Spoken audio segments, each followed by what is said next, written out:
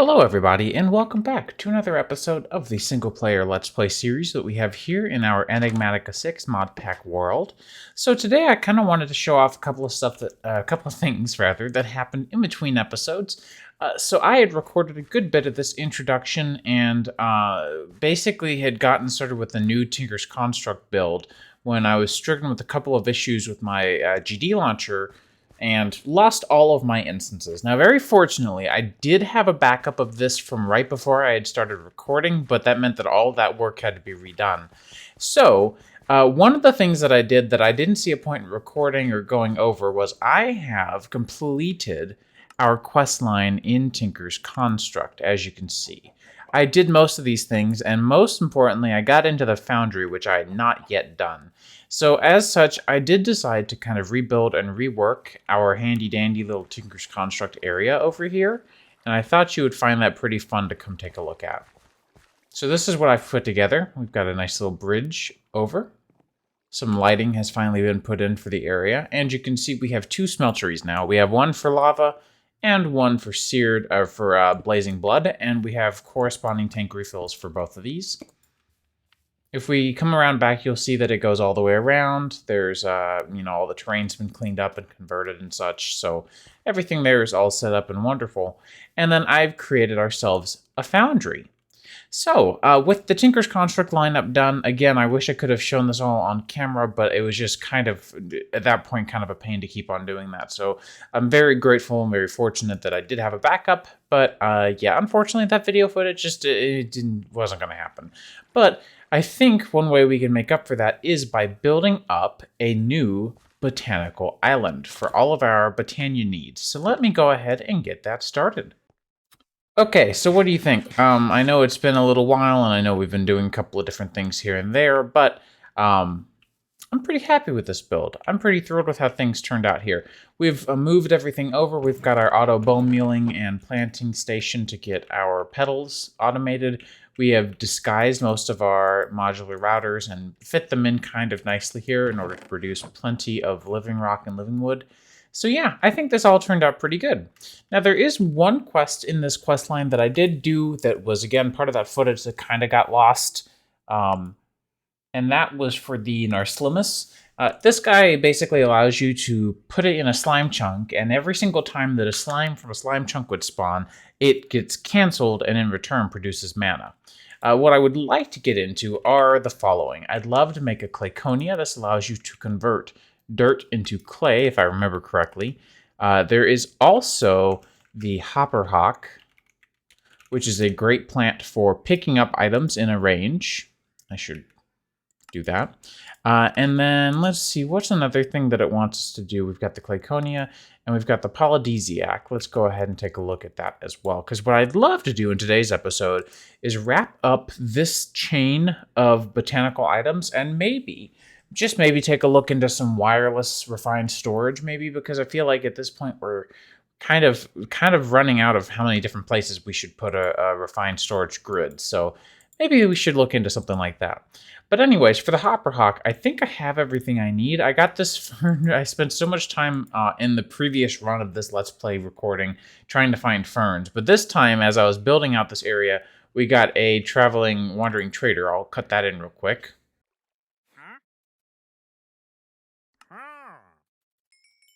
So as you can see, without Wandering Trader, we were able to get this fern, which was so nice because I spent tons of time.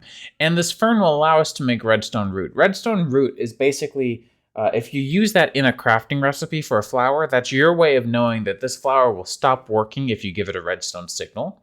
And so everything else for the hopperhock is pretty straightforward. We need a Rune of Air. We'll grab some living rock.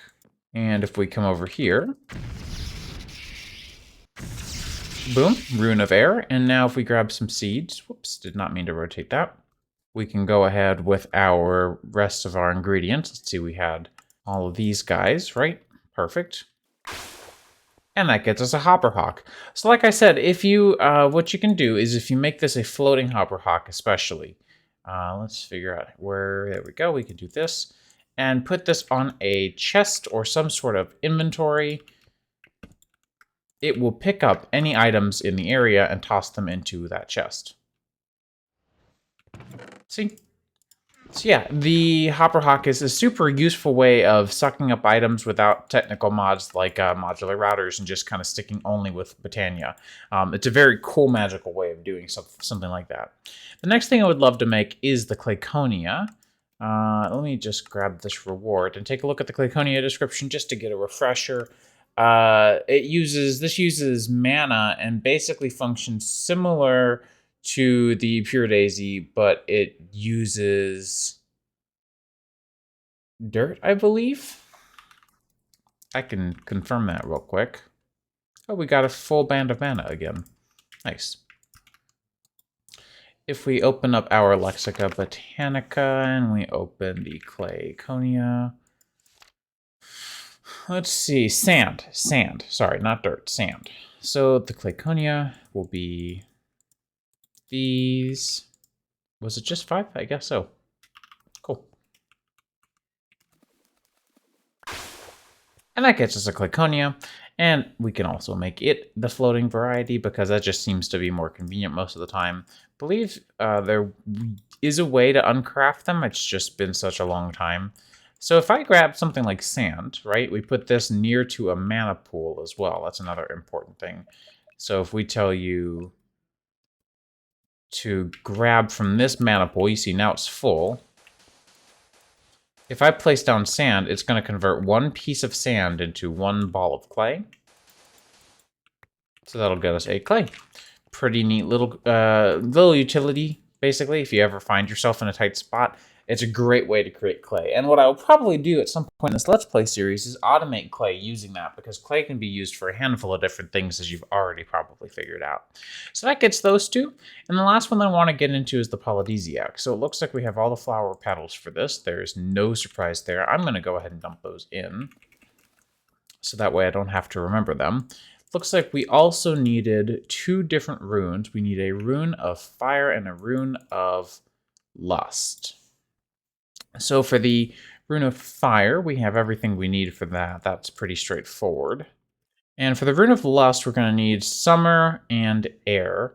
So for Summer, we're going to need Earth. Fire. I'm missing one of these for Fire. What am I missing? Ah, Mana Steel. I need more Mana Steel. Well, that's fine. So for Mana Steel, what we're going to do is we're going to take some iron. I'll probably take out a stack and just drop this in here. In the meantime, I'll take another block of coal and drop that off, so that way we can keep on producing mana.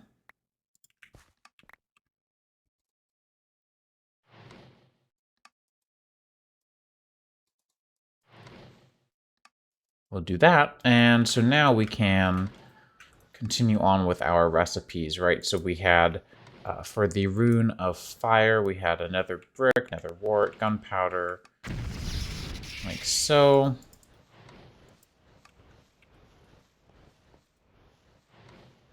And then for the Rune of Air, we already have. And then we will also need a Rune of Summer, which is another Rune of Air. So we are going to need more of these after all.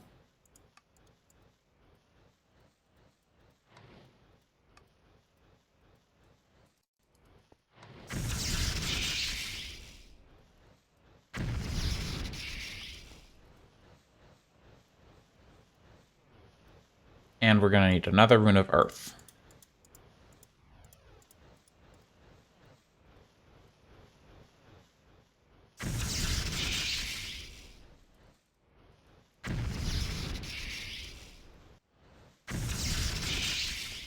And so now, to make a Rune of Summer, we're going to need all of those.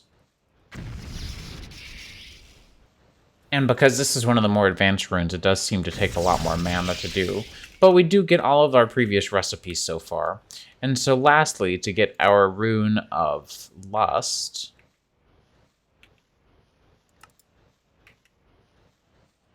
we're going to need Summer, Air, and 2 mana diamonds.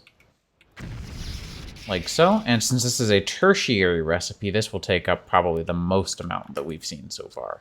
So lastly, looping back around to this, we're going to need 1 Rune of Fire and the Rune of Lust that we're currently working on. I believe I already put a stone on there, but yep, looks like it. And we'll grab a seed. And while we wait for that to wrap up, I'll grab that quest reward and the Polydesiac. Let's see. Driving beasts to at least feed themselves? Animals love eating. Strangely enough, they only eat things that are fed to them. Polydesiac will simply do that. It uses mana to feed nearby food items on the ground to the animals within a range, putting them in better moods. Okay, I see what this does then. Very cool. So that would be very, very helpful for an animal farm of some sort. So we should probably look into that. I think that would be a great idea. I did not want that last one.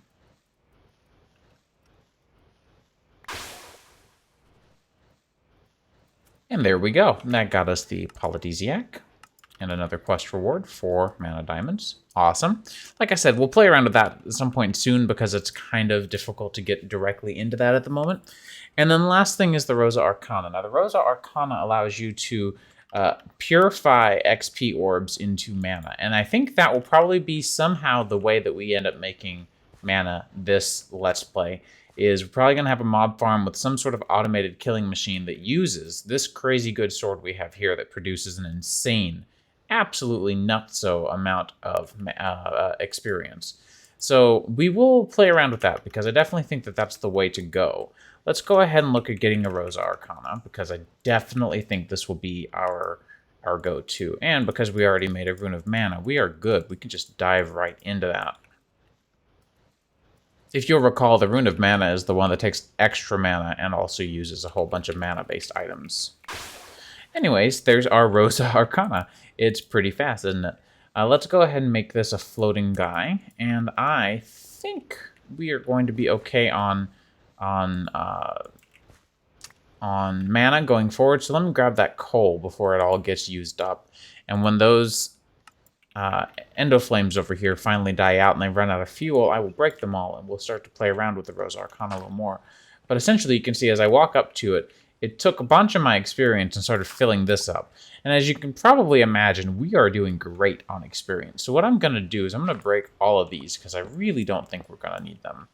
I'll break this guy for now and we will replace it with a new chiseled living rock. Let's go ahead and grab that and we'll grab our stone cutter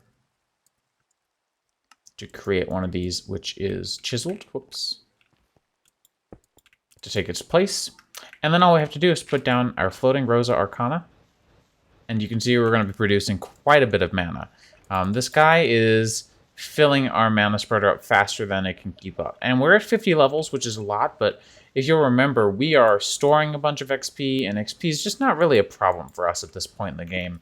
So I frankly don't feel all that concerned by our abilities to keep up with this if we decide to, we end up needing this more and more and more. I think we're going to be fine. I think the Rosa Arcana is going to be a good bet for us. I'm going to steal these modules out of here real quick, and we're going to reset them just for the sake of resetting everything. It looks like it might actually be pretty close to reset, so that's fine. And that, my friends, is sort of the beginning. Now, there is a question that I have. If we look at thermal in the main grid, and I take one of these insightful crystals and I fill it up. Here are my questions. I want to see what happens if I throw down a bottle of experience.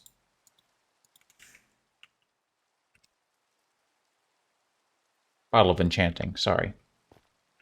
So let's say that you're empty, right? Okay, so it does pick up experience in the area. That's what I wanted to check, because it's what I'm kind of thinking is that we will use it in order to sort of take advantage of our ability to harvest mobs a lot. I'm going to move away from this so that I can actually effectively remove all the levels from this. So yeah, as mentioned, for now it's just fine to come walk up to it and just let it kind of go do its thing. Especially if you speed boost it, it'll fill itself up and it'll fill everything else up. It's a great time. Our mana spreaders are actually becoming our issue. But I think probably next episode we will look into automating the Rosa Arcana using the... Why am I at a loss for words today? Using the sword that I was showing previously, and probably a mob spawner is what we'll do. We may even play with mob spawners in like wormholes or telepads, so that we can spawn them in one place and then they'll show up here to be killed. That way we don't have to fit it all into this build. We could probably even do it somewhere inside of this island. Like there's a space down here. We could probably do it in here. I'm not 100% sure. But just come up with a way to kill them and maybe even kill them somewhere else and move the XP here to be consumed. I'm not 100% sure. There's also my concern is making sure that we don't have too much XP orbs, because too many XP orbs will cause major lag issues. So these are just things that are on my mind as I'm kind of sitting here planning this out, because it could be super duper cool to do this, and I think it will be very fruitful, but there are a lot of concerns behind it. So I think the last thing that we really need to focus on this branch of the chapter of the botanical logics here are to do the Botanical Brewery. This guy doesn't look too terribly difficult. I think we'll be fine to make it. So to make it, we're going to need a block of mana steel. No problems there. And we're also going to need one of these guys. Also no problems. We're just going to need another piece of living rock. So I'm going to go ahead and initiate that recipe now. Go ahead and grab this guy. And we are going to need a block of mana steel. And with that, I think we should be good to go.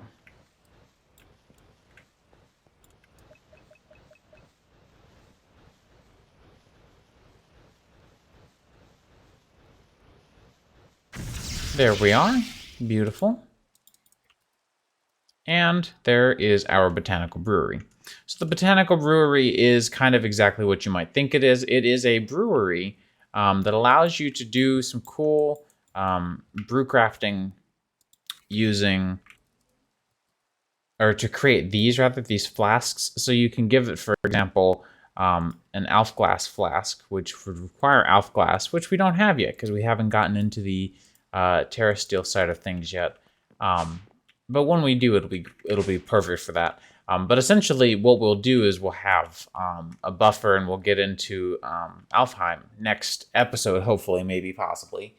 And once we're in Alfheim, we can use that to get Alf glass. And the Alf glass can be used to make these flasks, which are like multi-use potions that are also much more potent and much better overall.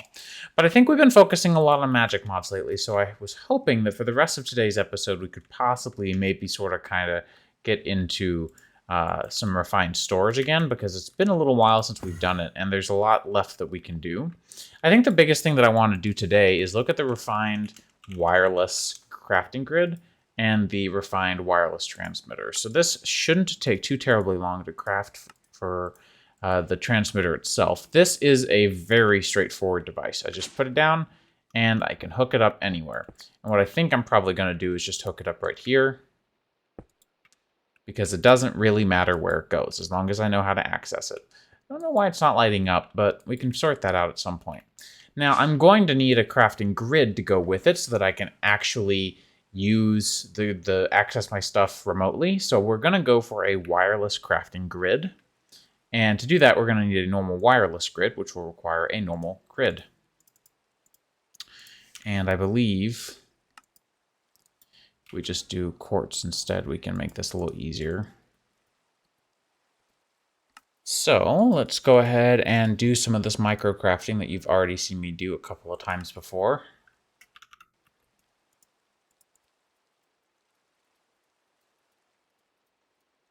And with that, we can now craft ourselves a standard... What? Oh, I crafted the wrong... No. Yeah, there are two recipes. Okay, that really threw me off. Okay, yeah, there are two recipes. So wireless crafting grid. There we go. So if I right-click on this, nothing's going to happen because it's not bound to a network. If I shift right-click it on our controller over here, however, now it is bound, but there's no transmitter in range, supposedly. I don't know why it's saying that. I wonder if it needs to be on the top of a block. It does. Okay, that explains it. Okay, so yeah, now I can open my entire crafting grid. You can see everything here, and I'm just going to keep this the size that I usually do. And you can hit there's a hotkey for it. Let me get out of F3 mode, go to controls, and if we look at grid, there is a open wireless portable crafting grid, and I'm going to set that to G. And now I can put this in any bobble slot at all. I'm going to put it right here. And if I hit G, I have all my stuff on me anywhere I go within 104 blocks, or within, in this case, 32 blocks. So if I do it here, we're good. But if I come all the way out here, still okay until we get right about here. No transmitter in range. So that's going to be pretty important to consider because we go all over the place, right? We even change dimensions sometimes. And that is one of my concerns, is that as we're out and about, we may want something, need something, and it's much quicker to just grab it out of that wireless grid, but not if I don't have access to it. I also just realized that I never did fill in this smooth sandstone, so let's do that. Sorry, my OCD got the best of me. So, looking into the next part of this is the Infinity Range Booster. Let's get 2 Eyes of Ender, and if we put this together, right, remember how expensive that was? That was 3 netherite and 1 nether star. That gets us infinity block range. Now, that is now using 4,020 RF per tick. That is a lot of RF. Fortunately, we have it available to us, but if I now go literally anywhere, if I go to the furthest reaches of this world, we're going to have access to our stuff no matter what, as long as the chunk is loaded, which it is, because we're using FTB chunks to claim these chunks out here. So I think that that is super cool. Did my chunk reservation change? No, it did not. Okay, good. So yeah, I think that's bananas, because now we don't need grids on all of these floating islands we have anymore, because we can just take G at any time. Now I like having the grids, because we can filter them, and you can filter this one as well. You can add up to 4 filters like usual, but I just think it's nice. I think it's a quality of life thing. Now I'm probably still going to keep this 2-way, and I'm just going to keep it so that if I hit G and hit or in E, I can still escape. If I hit G and then tab, I have to hit escape to actually get out of the search, which is just, it's how I've kind of learned to work with these wireless grids. Now, there is still a problem, and that is that we are not interdimensional in this facet. Oh, looks like we got Nature's Aura stuff from that. That's super cool. So, if we look into the Refined Storage tab, they're congratulating us for doing all these bananas things, and we're going to get a couple of little oddities. But the next thing that it really wants us to get into is the Dimension card. And the Dimension card has limitless range across the dimensions. So it's four of these. So I'm going to craft these off camera, and then I will be back, because this is insane and it's a lot of micro crafting. So anyways, I will be back in a moment.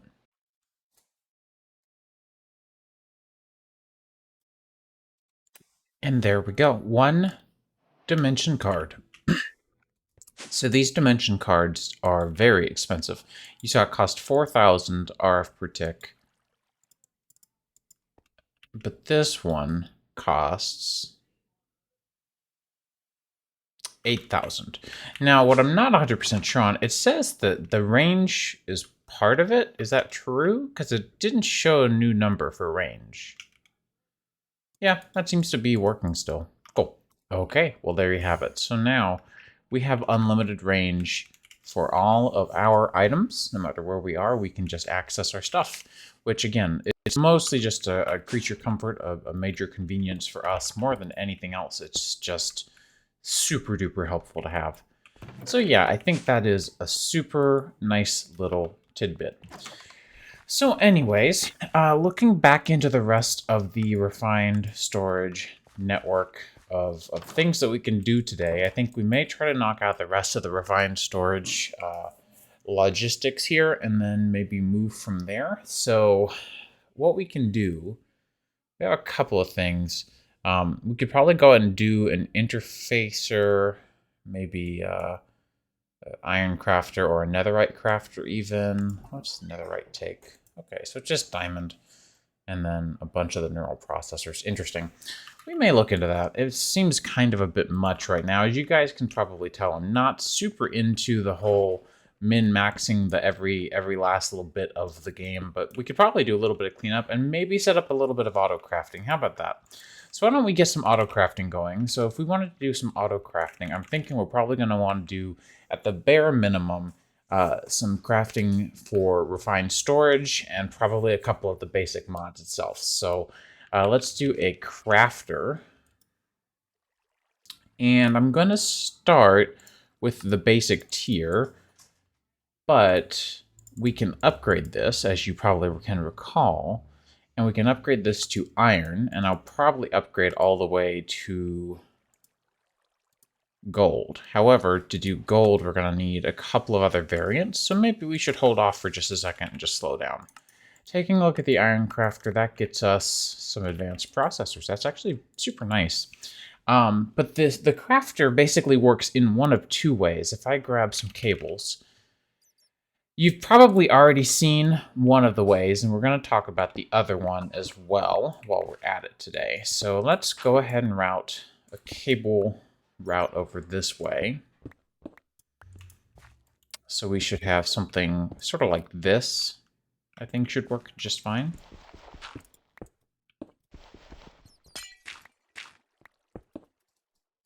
And so if we were to, I will go ahead and obviously clean this up as well.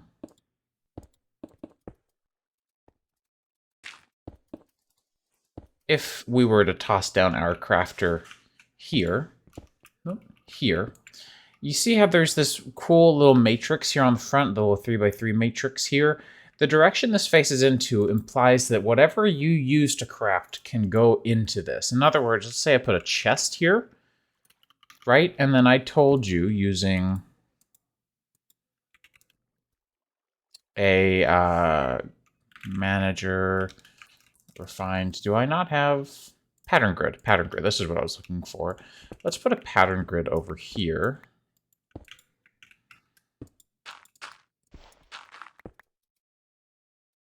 And we should have some patterns, right? Yep, we do.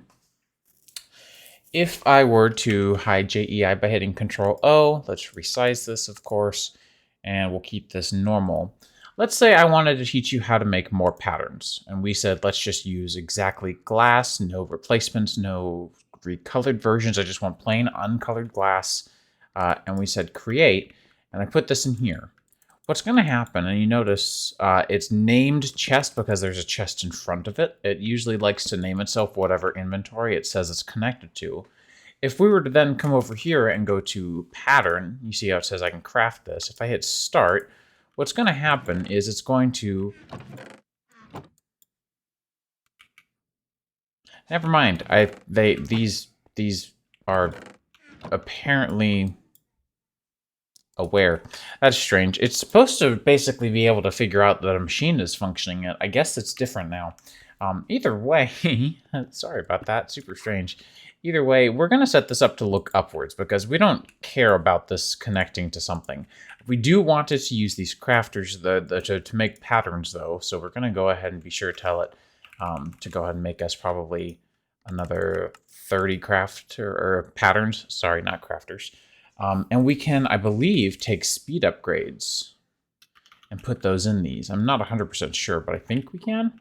So now if we were to look at pattern, if we crafted 10 more, yeah, it's done instantly. So that's super nice because we can speed up our crafting processes to be much, much, much faster. So let's say that we wanted to teach this guy how to make a handful of things. Well, kind of logically here, there's going to be a couple of key points to this. And what I think I'm going to do is take our Tinker stuff and kind of get rid of it for now because I don't have any plans on getting into Tinker's tools anytime soon. I'll probably officially set it up over here at the multi-blockery station at some point soon with its own new little stand, probably over here on this side of things. But for now, I'm just going to toss that away because I'd love to get a couple of machines. So let's get a furnace. In fact, let's get a smelting factory. Let's do that. Let's do a smelting factory from mechanism. And once I get one of these made, because you've probably already seen me do this several times at this point, once I get one of these made, I will go ahead and get the rest of our video going. Okay, so I believe I have everything that I need for this. Here's basically the gist of what I'm going for. What I would love is to be able to tell our smelting factory, we will grab, we have a basic smelting factory, right? And we want to obviously upgrade that.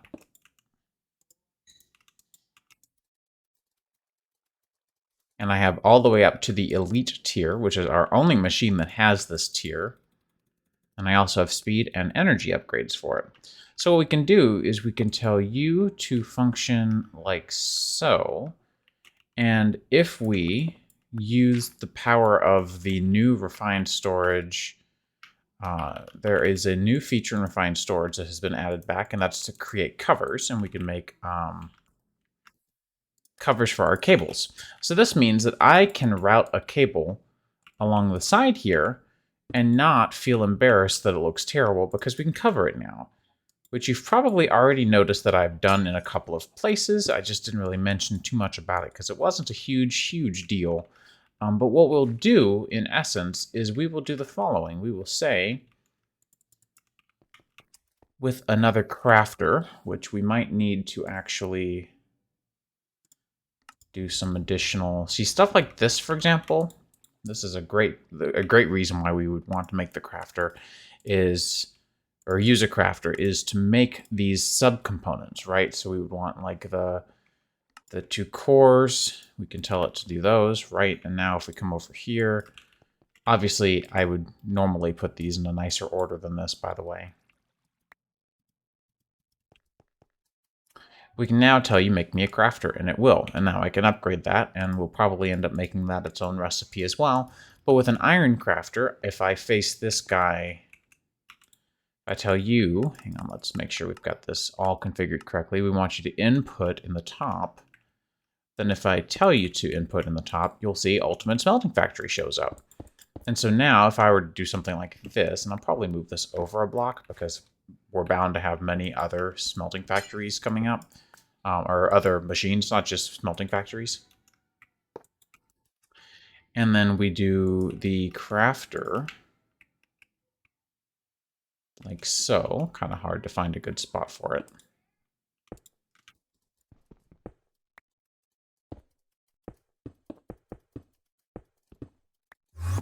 And if we come out here, we can quickly cover up our mess like so. You can also see it here. So I'm pretty detail oriented, so I'll clean that up. So now our crafter is connected and we can tell it that I want to smelt stuff. So let's say I was working on at refined and I wanted to make these guys. So we need to know how to make a couple of things, right? We want to know how to make the basics. We want to know how to make silicon, which we'll get to. We want to know how to make... let's use a different slime ball. We have tons of... Actually, no, we'll just keep that. I'm actually okay with that. We have tons of standard slime ball, so we'll use that. And then we need the gold tier. And then we need the diamond tier. Right? And so if we put this over here, then we're going to know how to make these things. And then if we tell you to make the smelted versions, we can just do this. And you saw when I hit R here and hit plus, you see auto crafting is available now. So now we say this is a processing recipe. And as I go through these and do these, you'll see that it's blue for all of those as well. So now we know how to craft these from beginning to end, because if I come over here, I can now come in here and say go to refine storage. And if I hit control and shift while I click on one of these, I can request them. I'm going to request a stack of them. Now what's going to happen, this needs to be on split mode. What's going to happen is these are going to start coming in to get smelted. And because we have such a big smelting factory and so many recipes available to us, we can actually divide these recipes out to process all in parallel, which will be super duper worthwhile. We're using a lot of energy by doing this. And there's also another problem. And that problem is that we need a way to get our stuff out. So using an importer, and possibly like a stack upgrade and some speed upgrades,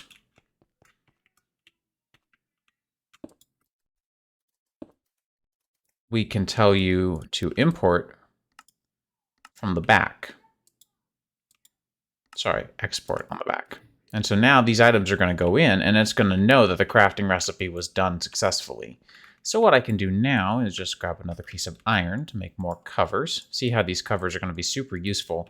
And we can start sort of, applying this logic of auto crafting in scale more and more. For now, since it's such a small scale auto crafting setup that I'm working on here, I'm not going to worry about like making an area that doesn't require so many covers. But obviously, if you're going to have dozens of machines auto-crafting, you probably don't want to have everything put inside of a cover just for the sake of your own computer's performance, not absolutely being miserable the whole time.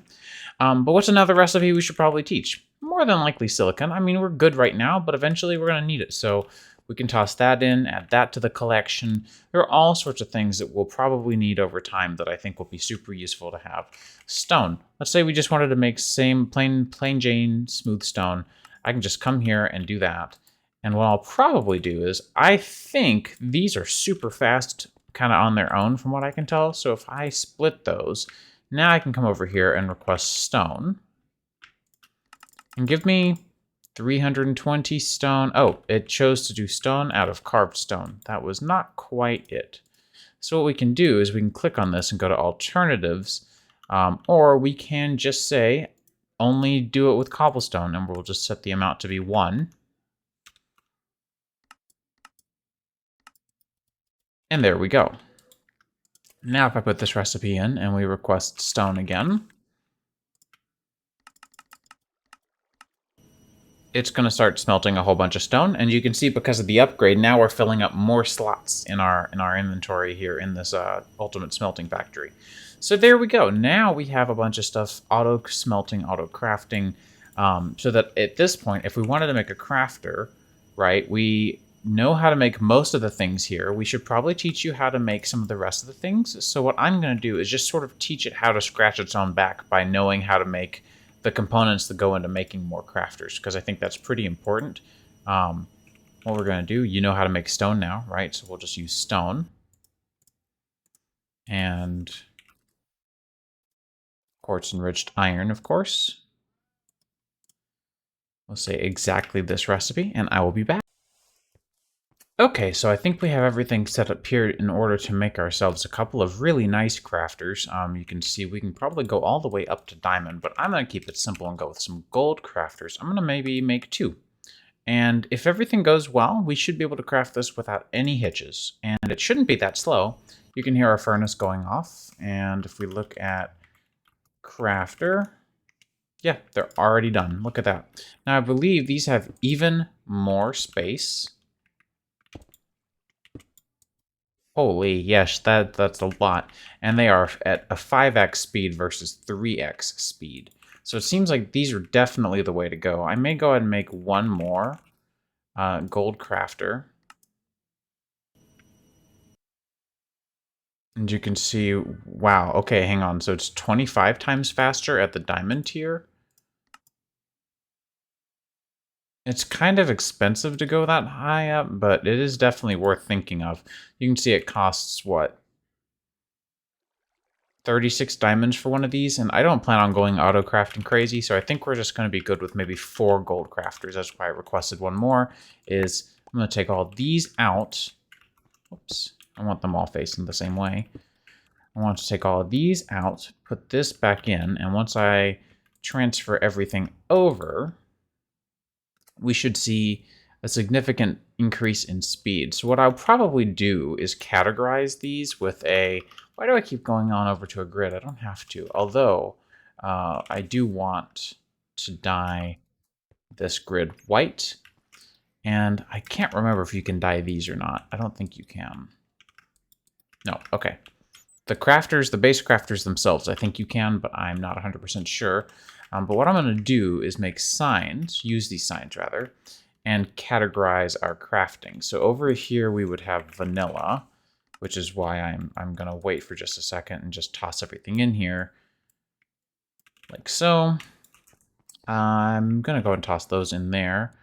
And let's go ahead and make that one last grid. Not grid, crafter. And that's going to use up the existing iron crafter we had to make a gold crafter. Just like so. Beautiful. And so what I can do is label these for my convenience. And so we can do vanilla. And what I was thinking is I could do the ice cream emoji just for fun.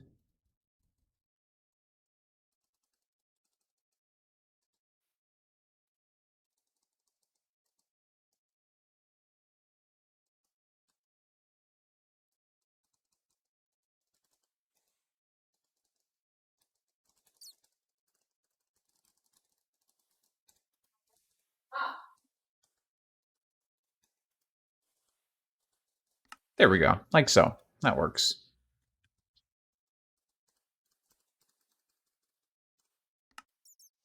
And so now, I'm probably going to craft some glow squid and some more white because I'm just particular.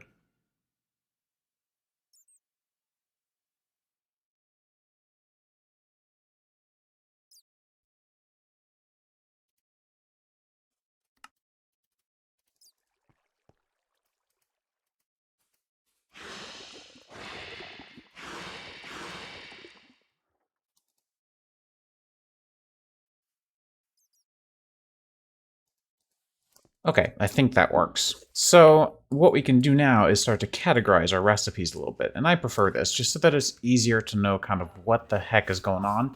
And there are better solutions as you go down the road and get more and more complex and into the world of auto crafting and keeping your auto crafting stuff kind of sort of sorted. But yeah, in essence, my goal here is to just kind of make this as easy as possible for us to go back currently in its current state and maintain this and add more stuff. So here we'll make this labeled refined storage.